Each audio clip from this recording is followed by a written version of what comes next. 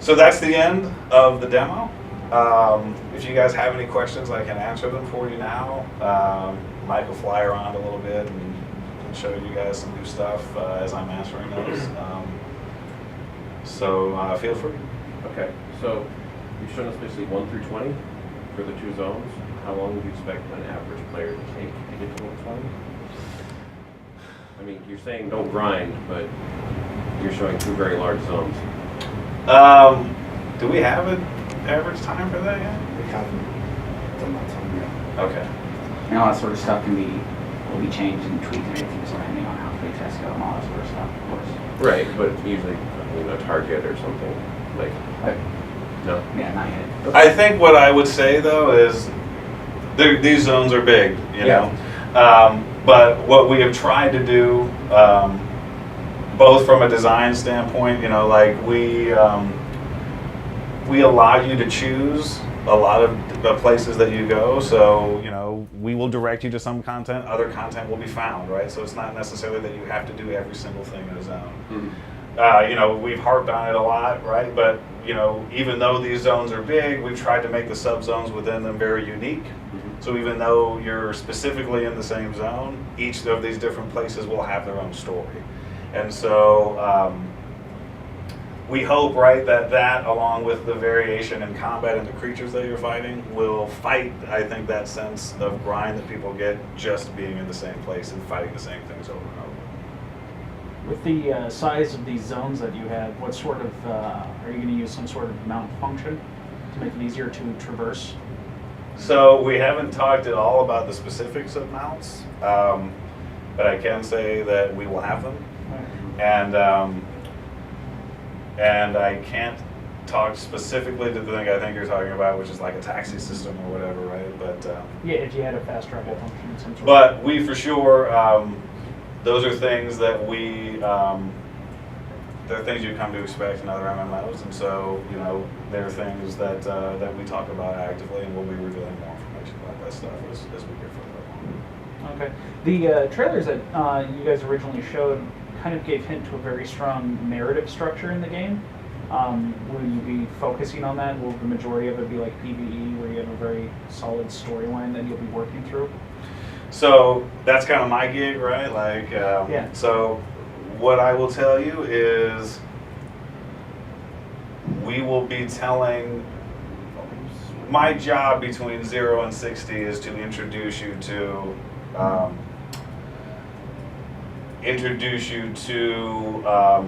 this world and the world groups that you are going to be interacting with. Each zone and subzone sometimes will have its own story. There will be characters that you will meet along the way that that will begin to tell you those stories.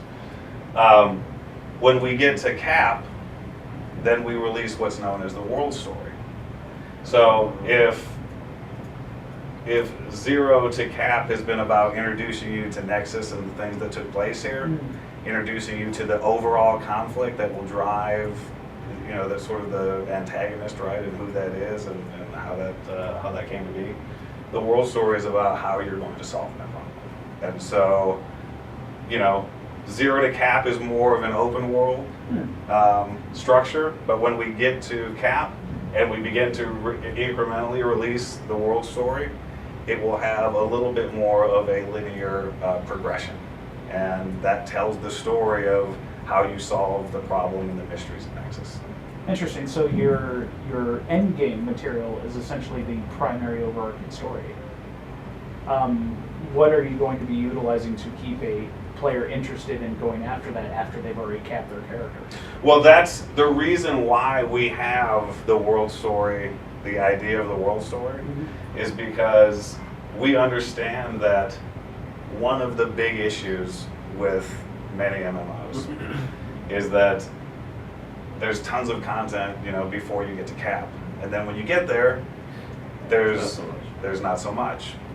The world story itself, because it's incremental content that will release over time,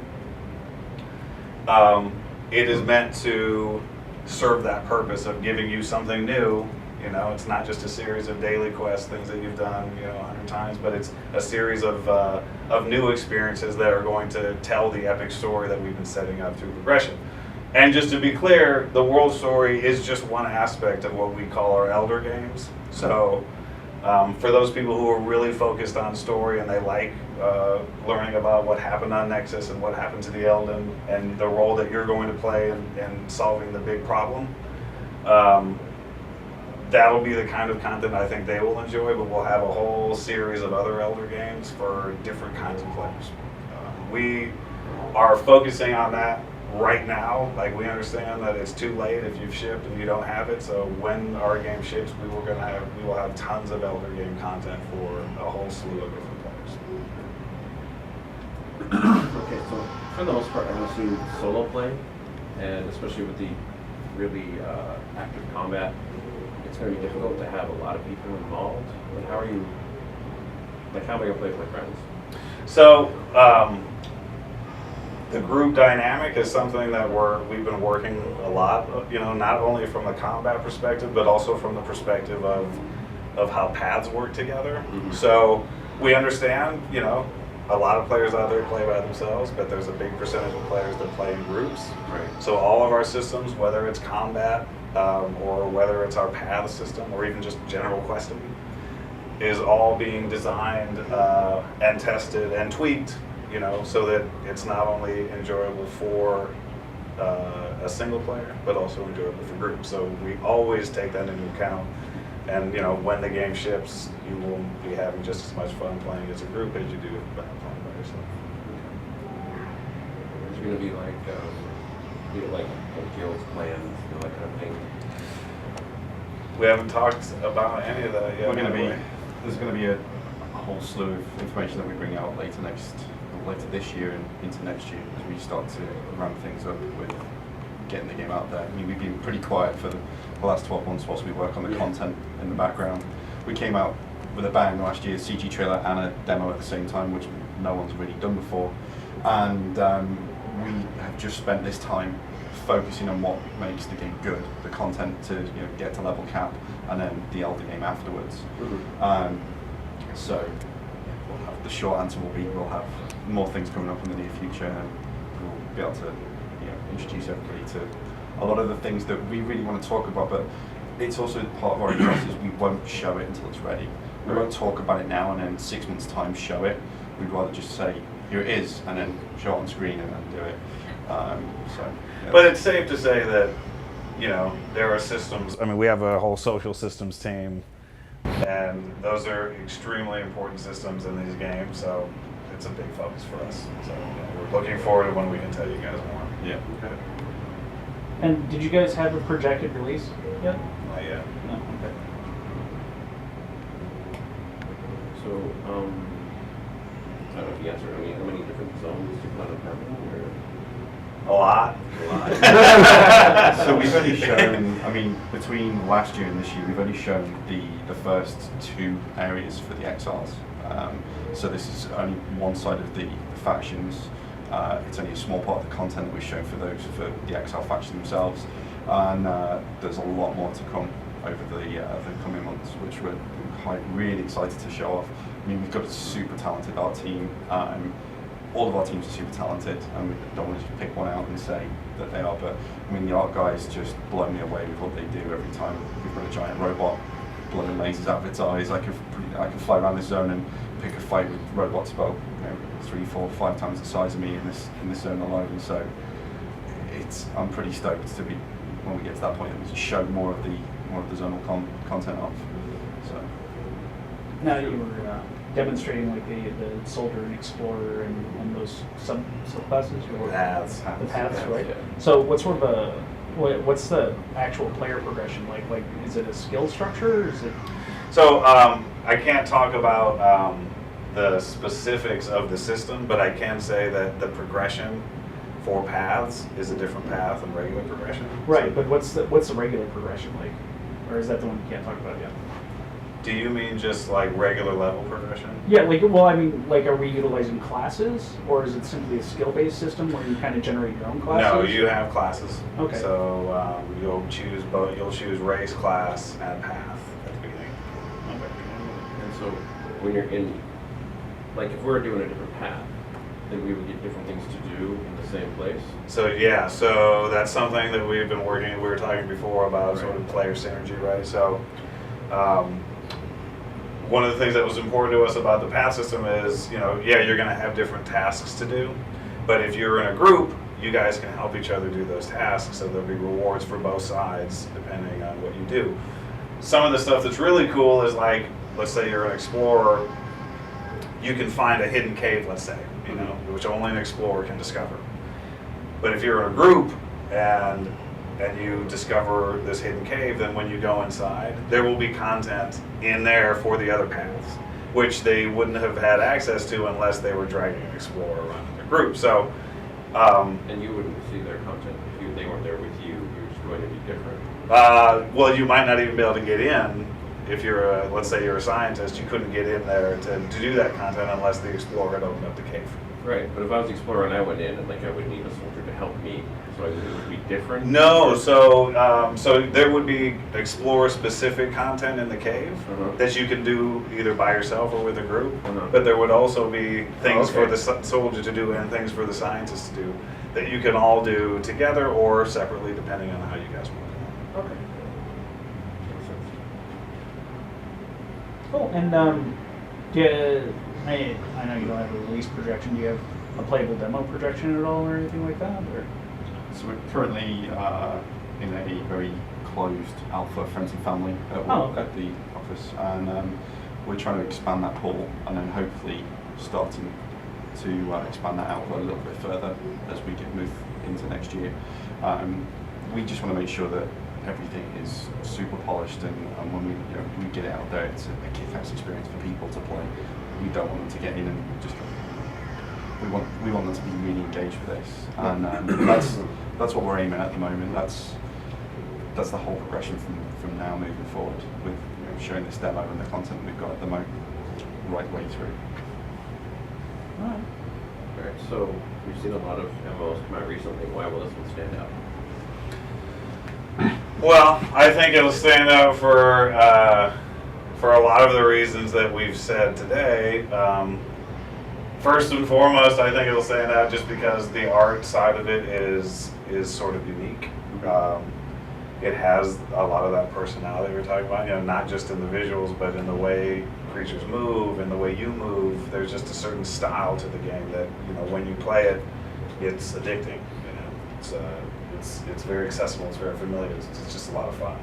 I think that the things that we focus on in our design, whether it's a dynamic play space or an encounter or a quest or a trade skill, right? Like, we're always asking ourselves, like, how is this going to be more fun?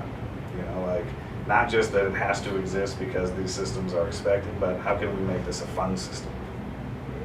And so I think players are going to feel that as they play through WildStar. And then, things like our combat system, there's just nothing like it out there right now in the MMO space.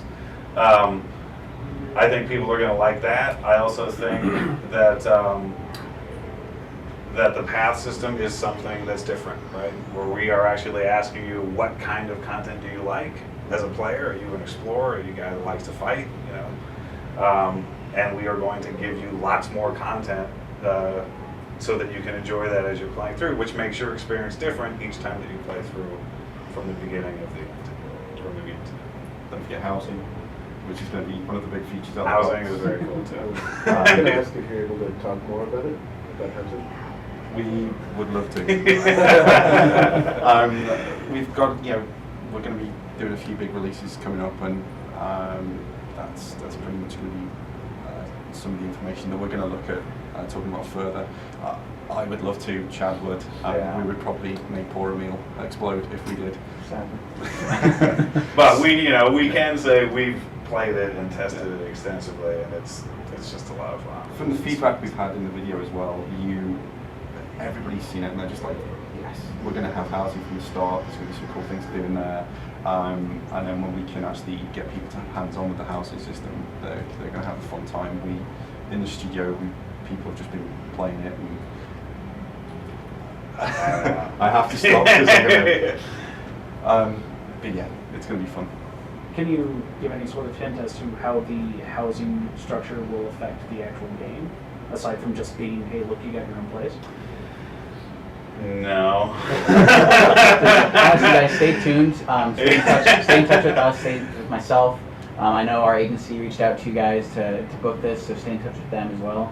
And we'll be doing the same. And yeah, just a little bit of patience, and there'll be a lot to really get excited about. And just We hate to be the killjoys on that. It's, Yeah.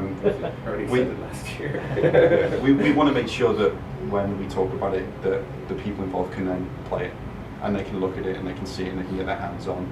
It's one thing having Chad and I demo and talk about the game. It's another thing getting you to sit down at a PC and actually use the system and play with it. Same with the combat system, same with the visual style, the quirky sense of humour that we've got in the game, all of the things that we think make the game stand out. We want people to sit down, play that content, and give us that feedback, that they find the same things.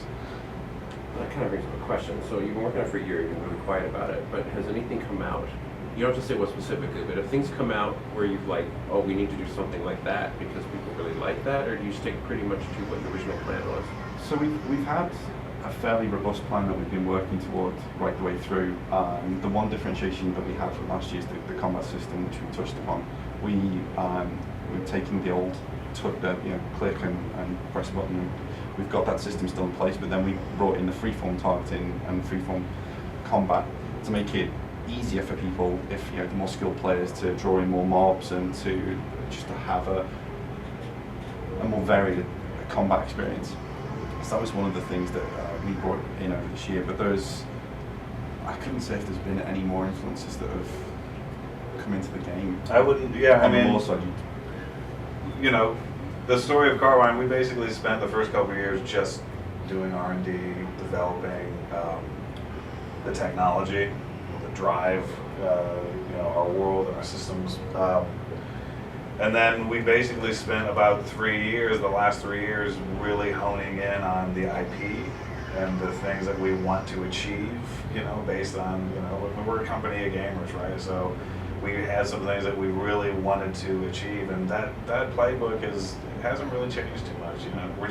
We're excited now that we're able to start actually showing people some of the, what we consider the unique things that they're going to see when they play the game. And I guess I know we have two more. Wendy didn't mention this at all, and probably for a good reason.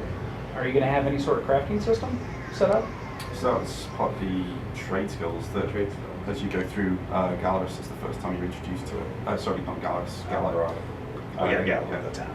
As you go through there, you're introduced to the trade skill system, and there's crafting and other things in there. But we're going to touch on that in more in depth, and again, allow people to get a play of it at some point in the near future. And my other one was with the CG trailer that you released. Obviously drew a lot of people in because it was a lot of fun. Are you going to be expanding the IP through anything more like that, or is it just going to be strictly in-game? We've looked at the guys at Blur did an amazing job with the CG trailer, and we would love to work with them again. At the moment, we have a really strong in-game cinematics team. We released the housing trailer, that's all in-game. There's no external anything there. It's all in-game models, up-resed, so they look super cool. And we're able to turn that around in a short time frame. So we want to try and focus on that more within the team, because we can bring a lot more of our quirky sense of humor and our quirky art style in doing it in-house. But again, we would like to reach out and do external things as well. And those are some of the things that we'd like to look at for next year.